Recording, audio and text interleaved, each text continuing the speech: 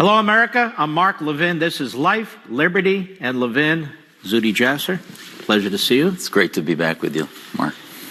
Zuhdi Jasser, you're a medical doctor. Yes, sir. Practice in the private sector.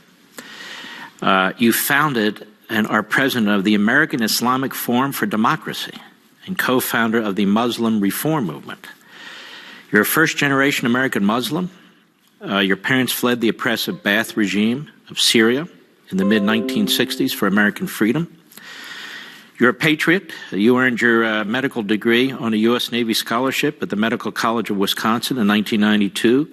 You served 11 years as a medical officer in the United States Navy. And you're the author of A Battle for the Soul of Islam, an American Muslim patriot's fight to save his faith. Now, the reason I wanted to have you tonight is not only because you're a superb expert on this whole issue, not just of Islam and geopolitics and so forth, because it's very quiet right now. And when it's very quiet, I get very nervous, particularly when it comes to our enemies. And while we're focused, rightly so, on North Korea and some of these other challenges that we have in this country, Al-Qaeda's not quiet. ISIS isn't quiet. Hamas isn't quiet. Hezbollah isn't quiet. The Muslim Brotherhood's not quiet. They're all operating. They're all plotting their next attack on our allies and the next attack on this country. And what happens is people say, well, why weren't we talking about this? Why weren't we thinking about this? Why weren't we ready? So I want to talk about it. But let's start at the beginning. Sharia law. What is Sharia law? Mark, it's great to be with you. And, you know, the Sharia is Islamic law, Islamic jurisprudence. And one of the reasons my parents escaped Syria and came here was they viewed the American experiment, the American laboratory, about the ability for individuals to define their faith, define which of the laws in their faith they'll accept or reject, as being the type of society, the type of nation they wanted to belong to. So they rejected their Syrian nationalism, which was failed and has now continues to prove to be one of the worst tyrannies in the world, to come to embrace an Islam that was their own making, their own practice. So Sharia is the Islamic jurisprudence that is the laws that have evolved from 7th century Islam. So I would be deceptive or lying to you if I said Sharia was compatible with American law.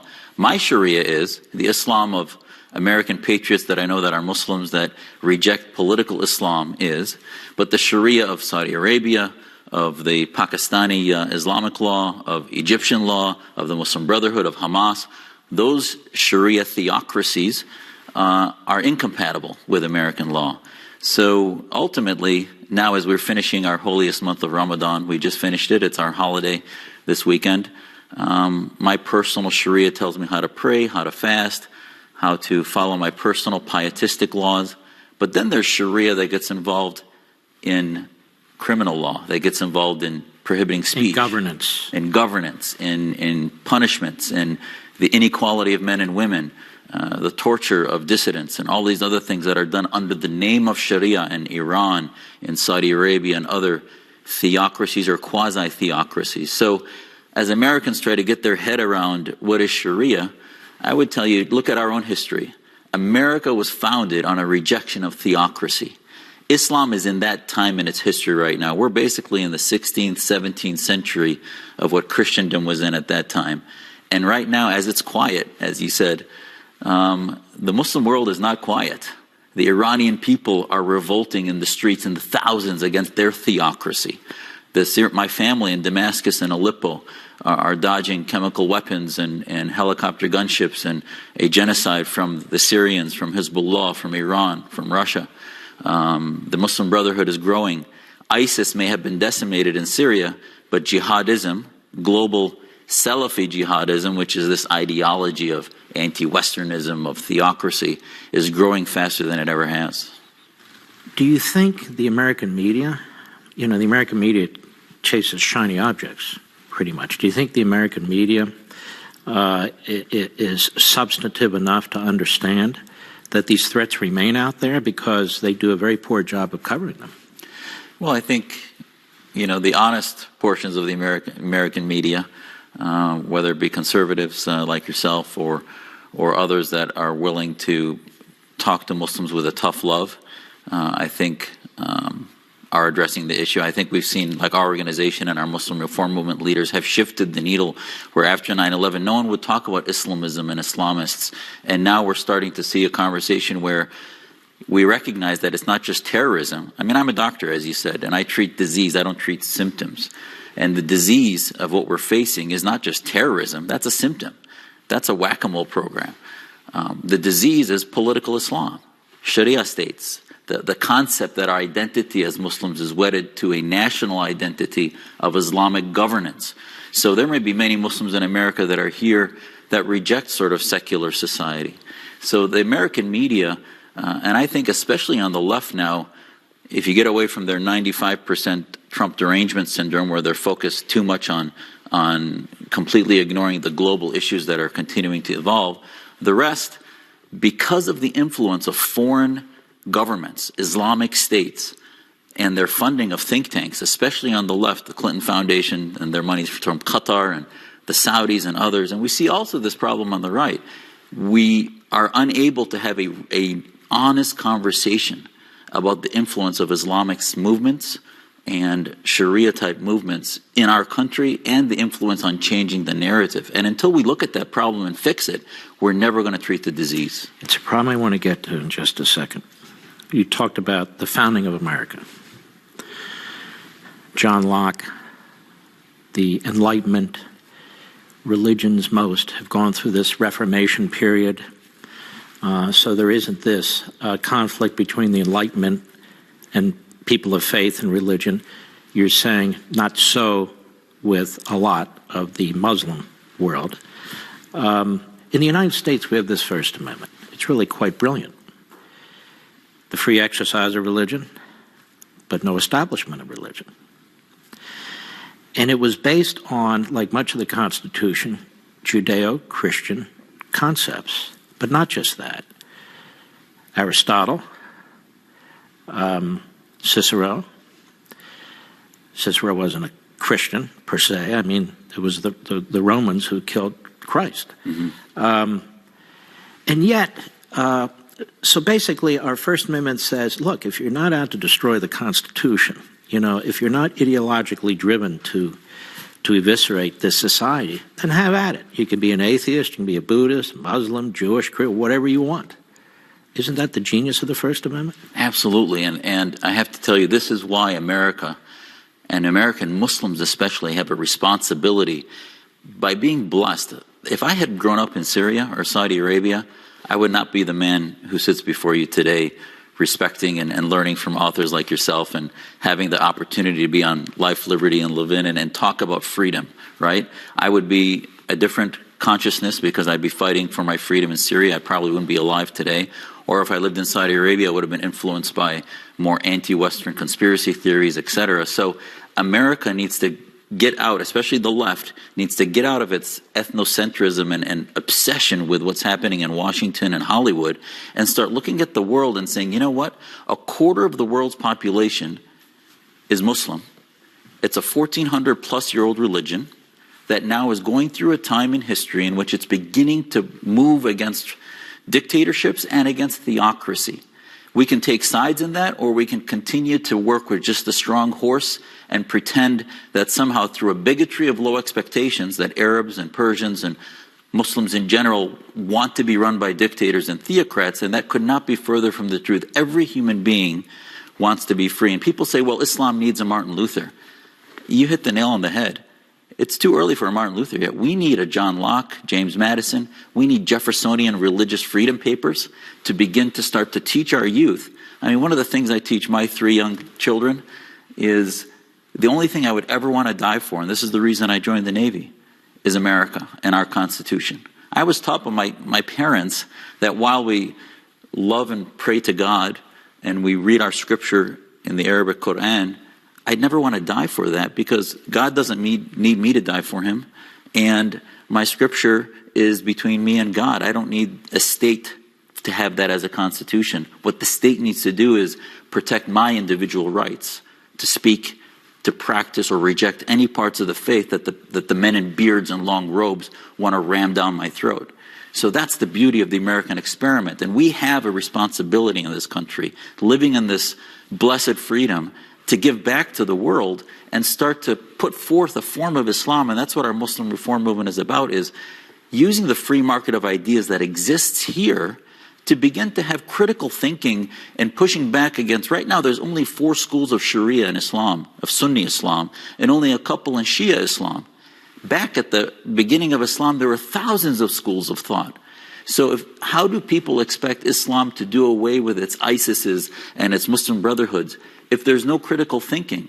And in the laboratory where we can do it, the left wants us, with their red-green axis of the left and the Islamists, to not have critical thinking and say anyone that looks critically at Islam is a bigot, is an Islamophobe, and this victim grievance narrative that dominates who I am as a Muslim, when in fact we need tough love to say, you know what, if you know Muslims that are your neighbors and your friends, ask them what they think about theocracy and what they're doing to change the consciousness for their children and what their legacy will be. Why do you think that reporters, so-called journalists, many of whom are of the left, why do you think they don't want to have that conversation?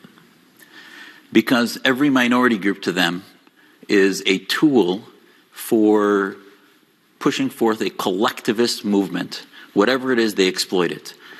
So the Muslim minority, which is barely 1% in America, they don't look at it as a quarter of the world's population where you have 56 countries that are Muslim majorities, where we would have an influence on that. They say, well, you know what? We can check the box that we protect Muslim minority rights. We'll call it a Muslim ban, even though it's not. We will talk about and use folks like Keith Ellison. You remember the Pelosi incident where she's whispering behind the microphone, tell him you're Muslim, tell him you're Muslim.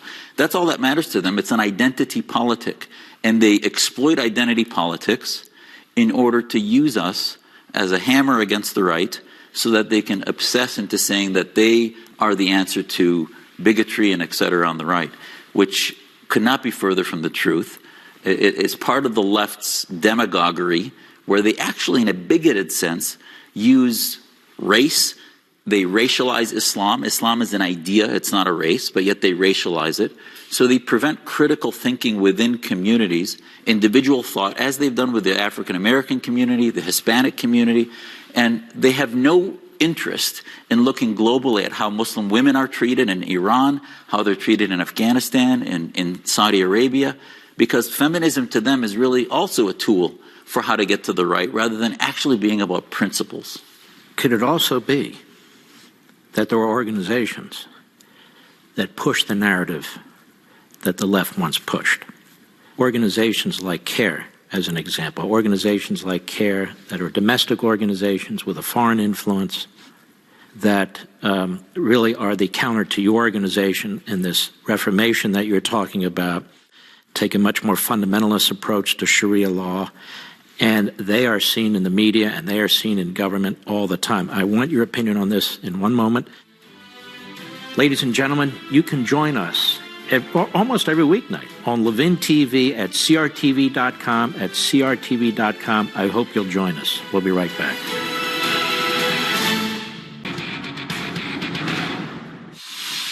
Zuhdi Jasser, I want to get to this group CARE in a moment.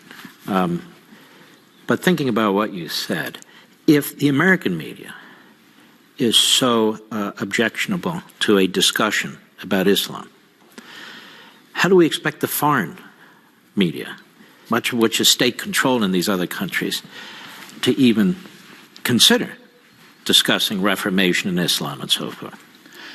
They become basically tools of foreign media. Because, let me give you an example. When President Trump decided to withdraw from the Iran deal, CNN, back hour after hour, started to show demonstrations in Iran and how this was making unrest. They were basically showing exactly what Iranian state media wanted them to show, which is the staged rallies that were happening, the burning of the flag and other things, which is what our enemies want. So at the end of the day, our media, when it doesn't have a compass about constitutional principles and about universal human rights, now all of a sudden we're hearing about that with North Korea, when in fact when Obama was selling the farm to Iran and handing them billions to do genocide in Syria and propagate terrorism around the world, nobody talked about human rights. But now all of a sudden they're doing it because to them the axis of their ideas is all about how to get the right and how to demonize everyone who is against their party, when in fact it's not about principles. So I hope ultimately, as we've proven in the last election, the American people are not stupid. They understand what the realities are, who to trust and who not to, and the left is going to continue to wither on the vine of false narratives, because a candidate who was elected by fighting the establishment, which is, I know what we're going to talk about with CARE, the establishment in the Muslim community is evil, is theocratic, and are not friends of America. Well, let's go there. This organization, CARE, was established in a meeting in Philadelphia, wasn't it? Give us a little bit of history, because CARE shows up everywhere. In the Obama administration, it showed up at the Department of Justice, it showed up at the White House, it showed up at the Defense Department. It's frequently referred to as the leading Muslim civil rights group in America. That's self-proclaimed and regurgitated by the media. They show up constantly on MSNBC and CNN and so forth. What do we know about CARE? You know, they're CAIR. I prefer to call them pejoratively the Council on American Islamist Radicalization, because that is really what they do. Is they are a offshoot. You know, basically the Islamic organizations in America started in the late 60s with the Muslim Student Association, fed by Saudi funding and also by Muslim Brotherhood immigration into the United States. And that evolved into some major organizations like the Islamic Society of North America, the Council on American Islamic Relations, your alphabet soup of basically Muslim Brotherhood legacy groups. And in 91, this is part of the FBI Holy Land Foundation trial in 2007, documents that were shown to be real documents from 91. They had an authoritative memorandum that said that they had certain organizations that are part of the evangelical movement of the Islamist movement to try to shape Western opinion, shape Western policy so that it favors Islamist interests, and CARE is one of those groups. CARE actually evolved from a group called the Islamic Association for Palestine. They found that the Palestinians weren't enough for their constituency, so they broadened it to hijack the Islamic community as part of the Palestinian movement, and some of my friends call them sort of Hamas on K Street. Hamas on K Street because they have ties to Hamas, don't they? They do. Their founders have been linked to them. And at the end of the day, don't take my word for it, see how much they say against Hamas. When Hamas launches missiles into schools, when America starts saying we're going to stop funding to Hamas, which we should never have been doing to start with, which is helping what appears to be social and medical programs that end up actually getting money into Hamas's coffers, they start protesting. So at the end of the day, CARE reveals its stripes by who it supports, and its anti-Semitism, its promotion of the BDS. I mean, just a few weeks ago, the Argentinians had to pull out of a soccer match in Jerusalem because the BDS movement ended up terrorizing them. What's the BDS movement? BDS is the Boycott, Divest movement that basically is trying to globally oppress the free markets of Israel by telling companies to divest from investment in Israel. And it basically reveals that they're trying to use all of the economic power of Islamic regimes, from Turkey to Saudi Arabia to the Palestinians and others, to try to put pressure on Israel. And I think Americans, this is another thing we're missing, is that it is a front for anti-Semitism and Islamic movements that we need to stand by our ally Israel and push back against. This anti-Semitism you bring up, it's spreading in America, isn't it? On college campuses, universities, and do you think these organizations, these Islamic organizations or Palestinian organizations, do you think they're promoting this sort of an attitude? They are, because they come across as being the only voice of Muslims. But I'll tell you, that's changing. I mean, from when you and I started talking after 9/11, today, I just spoke at Duke a couple months ago. And, you know, for days, the Students Association were protesting me coming in. I was being brought in by a number of the freedom-based organizations, college Republicans and others. And they simply pushed back and said, oh, because the title of my talk was American Muslim Identity, patriots or insurgents. They said, oh, that's demonization, there's no binary, and the Muslim students protested, they had a sit-in, etc. But then after I gave my speech about how much I love my faith and how much it's patriotic to push back against Islamists, the coverage from the student newspaper was actually pretty positive, even though it was horrifically negative before I got in there. So all I can tell you is that when we're given a platform, they can't, at the end of the day, honestly call me an Islamophobe after they listen to what I say and the narrative of what I really believe in as a God-fearing, patriotic American Muslim who feels that our community globally has been hijacked by these political Islamist movements. And the universities, I think, is ground zero of this speech debate. As so many have seen, the Islamists and the left suppress free speech and create this climate where we can't even have an ability to disagree with one another because they call you a hater, a bigot, etc., and they shut down any type of critical Why do you think the left, the Marxist left, the progressive left, the Islamist movement, as such as it is, why do you think they're so frequently on the same side of policy and political issues? Because A, they're collectivists. They're both collectivists. And B, it's the shortcut of suppressing ideas that would defeat them. We've done debates against the imams where I've done Lincoln Douglas type debates at various universities. I did a debate against the Muslim Public Affairs Council last January about the necessity of the Muslim reform movement. And almost every Muslim that saw that debate said, you know what, now I understand what you guys believe. And I said, well, yeah, they're trying to present me without paying any attention to our message. So at the end of the day, the left, the Islamists are collectivists. This is why they work well with dictatorships, with socialists and others.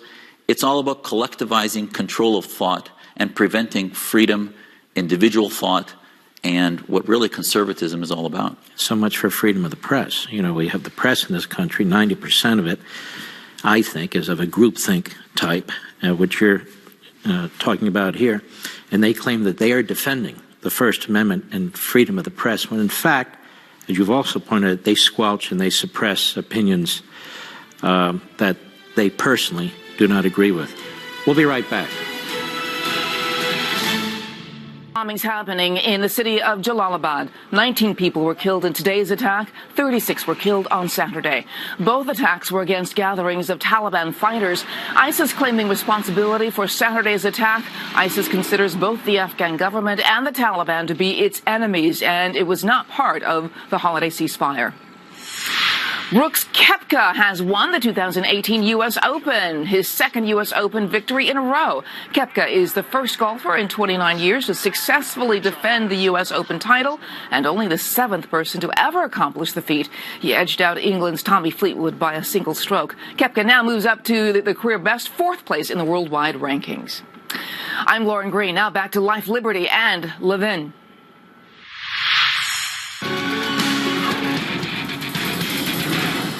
Zuhdi Jasser, President of the United States, nominates Pompeo to be Secretary of State. He soon thereafter appoints John Bolton to be his national security advisor. He appoints as Bolton's chief of staff a fellow by the name of Fred Fleitz, who's used to work at the CIA and so forth. And a variety of Muslim organizations, including CARE, attacks every one of those appointments. In fact, they demand that flights be removed. They worked over Congress on Pompeo. They have a special disdain for Bolton. What's that all about? I have to tell you, I was seeing patients in my office, and somebody was watching C-SPAN and saw Senator Murphy start to talk about how upset he was that Pompeo was nominated. Murphy, from the floor of the Senate, said, there are organizations as bigoted as the American Islamic Forum for Democracy. Your group. My group. And my patients are like, what are they talking about? And the senator clearly just read off a sheet that the Council on American Islamic Relations and other lobbyists in his office gave him to read. And then his testimony was, then you could find it on Iranian Press TV, on Al Jazeera. So the senator from Connecticut, his comments on the Senate floor were spread throughout these these fascistic regimes. Exactly. Why? Because he's criticizing our Secretary of State appointee, a Secretary of State, by the way, who, when he was Congressman Pompeo, did, I think, one of the most, pro-Muslim things, which was in his district, protest a Hamas fire-breathing imam and say that that mosque in his district should push back and not allow that anti-Semitic hate, anti-American stuff come from a religious facility in their district. And I wrote in support, worked closely with Congressman Pompeo's office to craft that pro-Muslim belief that we have diversity. Is that why he was targeted? Exactly. I think he's targeted because he's a threat to the establishment in the Islamic community, not a threat to Muslims. I think he's a benefit, a blessing to Muslims who are believers in liberty and life and freedom. But he's a threat to the Islamist establishment. And I think what's amazing to me is how dishonest folks like Senator Murphy are. We asked him, we demanded an apology. He slandered and libeled us from the floor of the Senate. I'm a patriotic, God-fearing Muslim who loves my faith. We are not bigoted or anti-Islam. He's doing the bidding of the Iranian Khomeinist by saying that. But at the end of the day, Mark, it's about diversity. How can a senator like Murphy, who believes in diversity, then say that an American Islamic Forum for Democracy, or Ezra Nomani, who is a Wall Street Journal, used to be, now is a freelance reporter, is one of the co-founders of our Muslim Reform Movement, Raheel Raza, Majid Nawaz, all these leaders in our reform movement, most of whom are actually left of center. I'm right of center. We're a diverse organization. But how can he say that we are not Muslims or somehow we don't represent Muslim ideas? They ignore it. And if they really believed in diversity, to them diversity is all about racial diversity, ethnic diversity. They don't care about ideological diversity, which is what the left is about ideological oppression. If they cared about ideological diversity, they'd welcome our voices, pro-feminism, pro-freedom, into their understanding of Islam. So when the senator smears you, and he's protected under the Constitution, they all are, in the speech and debate clause, do you think what he said about you and your organization was bigoted? I do. It is a bigotry of low expectations, where to them, the only people that should speak for Islam are the mullahs in robes, or the king of Saudi Arabia, or the Khomeinists in Iran, or the CARES that have their buildings owned by foreign countries, or the Muslim Student Association. Do you see the Democrat Party more and more moving in that direction? I do. I see them looking at political expediency rather than principles of our founding fathers and what this country is about. And I'm not trying to change their ideas. If they truly believed in diversity, they would be asking, they look at people like Ayaan Hirsi Ali, who is a victim of female genital mutilation, who's spoken out for women's rights, and they call her a bigot. The scam that is the SPLC targets Muslims. Southern Poverty Law Center. Yeah, the Southern Poverty Law Center supposedly speaks out against bigotry, when in fact Majid Nawaz, who's part of our reform movement, had to sue them, and then all of a sudden their anti-jihad bigotry paper disappears from their website because their lawyers probably told them, you know what, you're targeting Muslims in that, and sort of exposing the fact that it's a scam. It's not about bigotry. It's simply a tool. Are most of your battles with the institutional left, the media left, the left in the Democrat Party, most of your battles in this Islam reform movement with the left? It is, the vast majority of them. And I think we need to lob it over them. I think we sometimes give the CARES of the world and the Islamists and the left a little too much credibility and too much attention. We can lob it over them because the Muslims in the streets of Iran are thanking President Trump for withdrawing from the Iran deal. The dissidents in the prisons of Egypt and Saudi Arabia and Syria and Turkey are applauding the fact that now there's a president and a leadership in America who's ignoring the identity politic, and they realize that Islam is not a race, it's a diverse ideology that needs to begin to have other dissident voices heard. It's very interesting you should say this, because about a month ago I was in Israel when they moved the embassy to Jerusalem. And the Israelis love President Trump. And there were posters all over the country for President Trump. And when I returned to the United States, none of that was presented in the American media. None of it.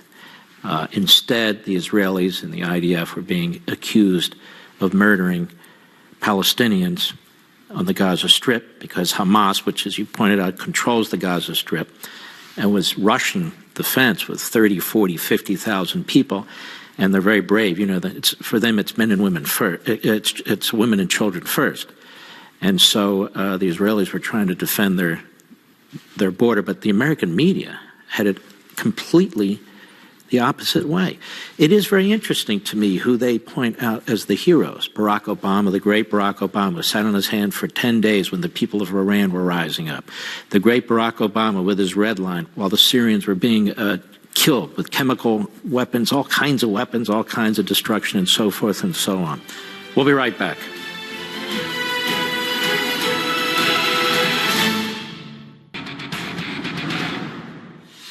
Welcome back. Zuhdi Jasser.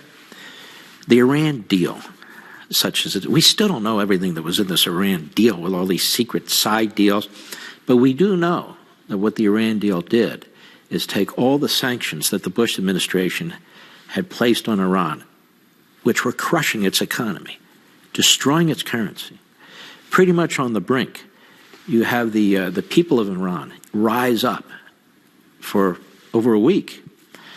And then we get to a point where President Obama and John Kerry negotiate this deal with the Europeans and the Iranians and the Russians.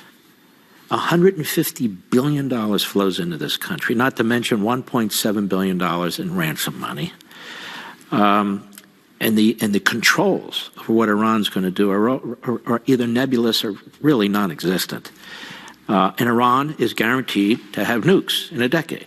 The president is universally criticized in Europe, almost universally criticized by the American media. What do you make of this? I don't get it. And I can tell you, having spoken to hundreds of Syrian Americans, and many of whom are Democrats who voted for Obama, would never do so again. They were so upset at how at the altar of the Iran deal, we handed over everything. We abandoned our allies from the 20th century, which are the Sunni governments of Saudi Arabia, of Egypt, etc.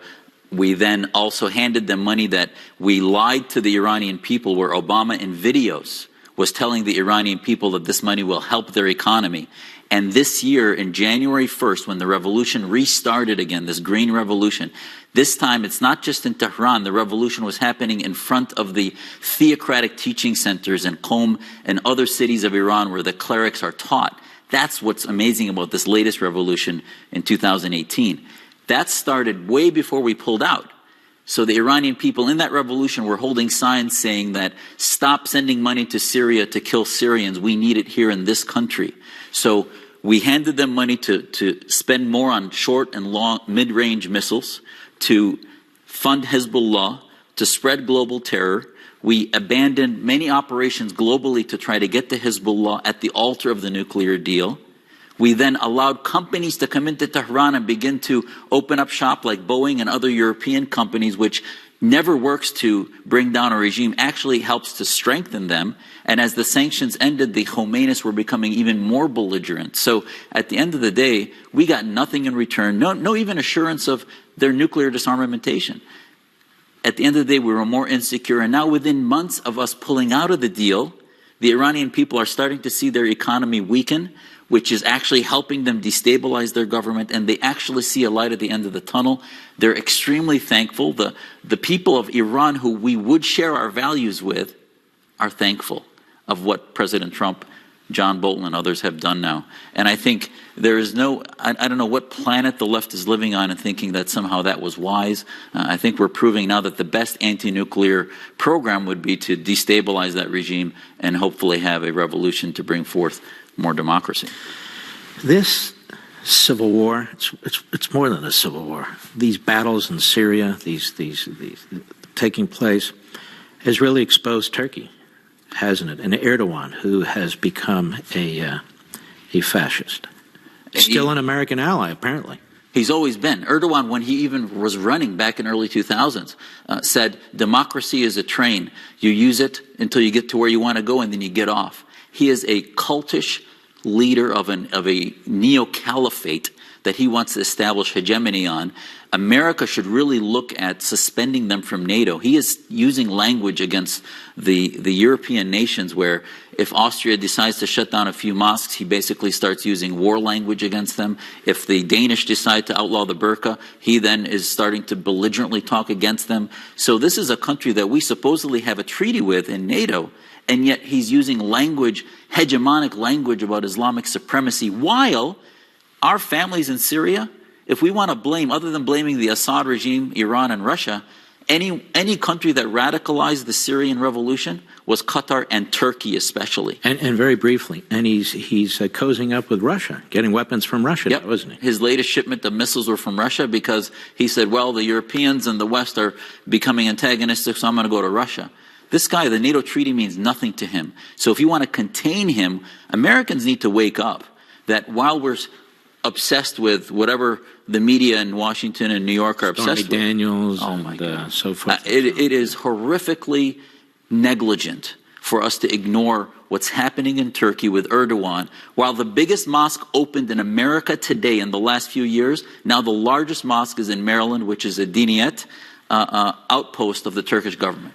Ladies and gentlemen, I hope you'll watch us also on Levin TV. Levin TV, you can catch us on crtv.com. Give us a call at 844-LEVIN-TV, 844-LEVIN-TV. Sign up with our wonderful conservative community over there. We'll be right back.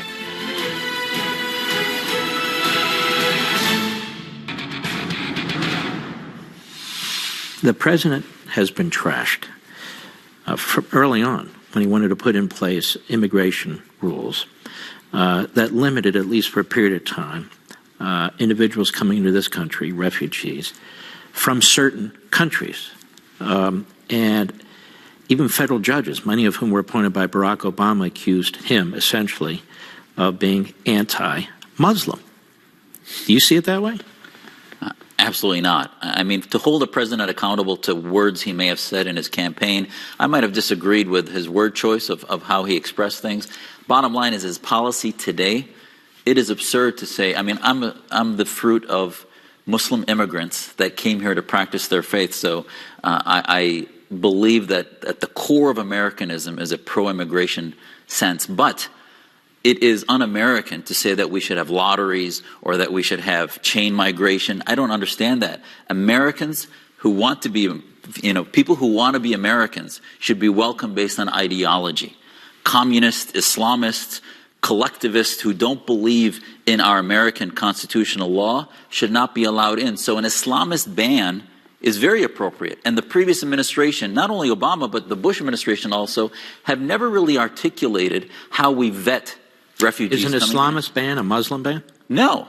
While all Islamists are Muslim, certainly not all Muslims are Islamists. And if anyone should be able to get this, Mark, it's Americans. We were founded by Christians who did not want to be theocrats or Christianists. So Islamists are certainly a large plurality among the Muslim population, but they're certainly not a majority. And if they're Islamists, then let them go to Saudi Arabia, let them go to other countries. They don't need to come to America and destabilize who we are as a country because we're just going to welcome people willy-nilly regardless of their ideology. And those 6 countries, they don't even come close to making up the majority of Muslims in the world. In fact, the largest Muslim countries weren't even included. Yeah, 56 countries have Muslim majorities. And to say that that's a Muslim ban is just absurd, and it's insulting to Muslims. It's insulting to the Muslims in prisons in those countries. Many of the folks who get out are actually sent by their regimes to infiltrate, as the Turks do, in their policies, if you will. So I think there's nothing more pro-Muslim than saying, you know what? If you believe in the Western narrative of freedom and liberty, welcome to the West. If you don't believe in our way of secular liberal democracy, then you're not welcome here. And by the way, that's the way it used to be across the board. We'll be right back.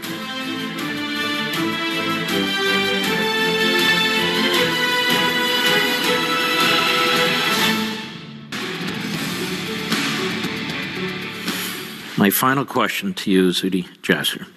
What can be done with the left's ideological hold on the narrative about Islam? I think, look at how President Trump came to where he is today. He's a disruptor who fought against the establishment and now is taking the offense in destroying ISIS and pushing back against the Khomeinists and others.